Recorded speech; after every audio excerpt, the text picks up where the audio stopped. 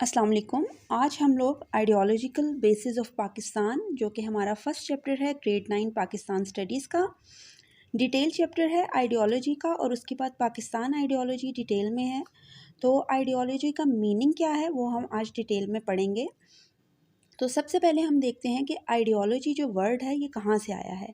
It has been derived from two Greek words. ये Greek word है जो कि दो वर्ड से लिया गया है, एक है आइडियाज़ और एक दूसरा है लोगोस। तो आइडियाज़ जो है उसका मतलब है set of ideas and beliefs.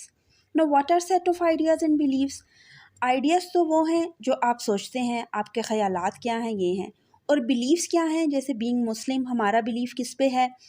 तौहीद पे है, रिसालत पे है, और इसके अलावा पैगंबरों पे है, मलाइका पे है, फ़रिश्तों पे है। ये हमारे सारे ईमान हैं। तो हर नेशन के अलग बिलीव्स होते हैं, हर बंदे के अलग बिलीव्स होते हैं। तो जब हम आइडियाज़ और बिलीव्स की बात करते हैं तो वो आ जाता है हमारा आइडियाज़ में। और लोगोस में हमारे पास क्या आता है? स्टडी।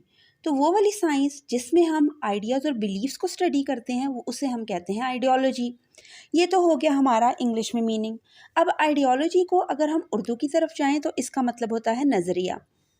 अब नज़रिया जो है वो अरेबिक वर्ड से डिराइव किया गया है। अरेबिक वर्ड कौन सा है? नज़र है। और नज़र का जो मीनिंग है, लिटरल मीनिंग, वो है टू सी, देखना। लेकिन नज़रिया का मतलब है to see with the eye of wisdom. जब भी आप किसी चीज़ को आई ऑफ विजडम के साथ देखते हैं तो फिर उसको हम आइडियोलॉजी कहते हैं। तो इंग्लिश में जब हम बात करें तो आइडियोलॉजी जो है वो ग्रीक वर्ड से निकला है। दो वर्ड्स हैं, ideas and logos. Ideas mean set of ideas and beliefs. Ideas क्या होते हैं, बिलीव्स क्या होते हैं, मैंने आपको बता दिया। Logos mean study of science. तो वो वाली साइंस जिसमें हम आइडियाज़ और बिलीव्स को स्टडी करते हैं वो हमारी आइडियोलॉजी होती है। और उर्दू में आइडियोलॉजी का मतलब नज़रिया होता है। ये अरेबिक वर्ड से डिराइव्ड हुआ है जिसमें नज़र का मतलब है टू सी और नज़रिया का मतलब है to see with the eye of wisdom. लेकिन जब हम बात करते हैं इसके मीनिंग की तो आइडियोलॉजी में हमारे पास लाजमी तौर पे एक पर्टिकुलर फेज़ ऑफ हिस्ट्री होना चाहिए। हम बात करते हैं हिस्ट्री की कि हिस्ट्री में ऐसे क्या हुआ था। तो जब हम एक पर्टिकुलर फेज़ ऑफ हिस्ट्री लेते हैं और उसमें लोगों का ग्रुप लेते हैं, अगर हम किसी एक इंसान के आइडियाज़ और बिलीव्स की बात करें तो वो आइडियोलॉजी उसको रिप्रेजेंट नहीं करती, क्योंकि आइडियोलॉजी के लिए लाजमी है कि एक पूरा का पूरा ग्रुप हो लोगों का।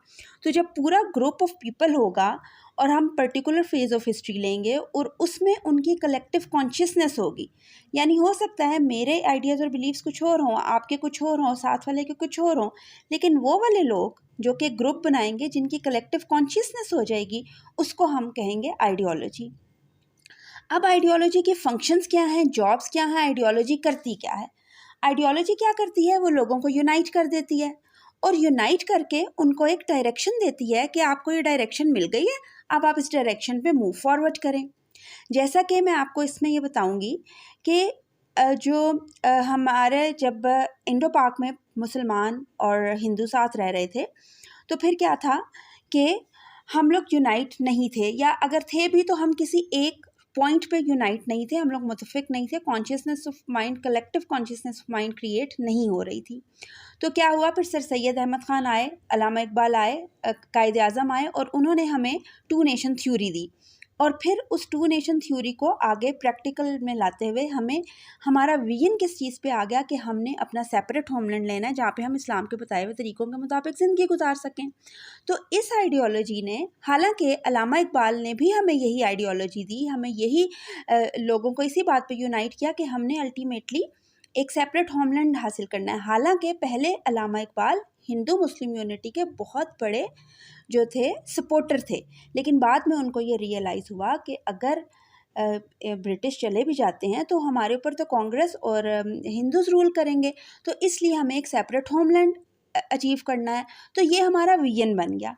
अब इस आइडियोलॉजी ने लोगों को यूनाइट रखा और फिर उनको डायरेक्शन दिखाई गई। डायरेक्शन किसने दिखाई? सर सैयद अहमद ख़ान ने, अल्लामा इकबाल ने और कायद आज़म ने।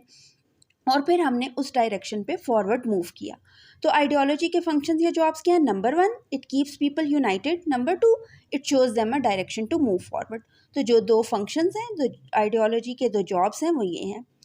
अब अगर हम पाकिस्तान आइडियोलॉजी की बात करें, पाकिस्तान स्टडीज़ में हम आइडियोलॉजी क्यों पढ़ रहे हैं? क्योंकि हमने पाकिस्तान की आइडियोलॉजी पढ़नी है।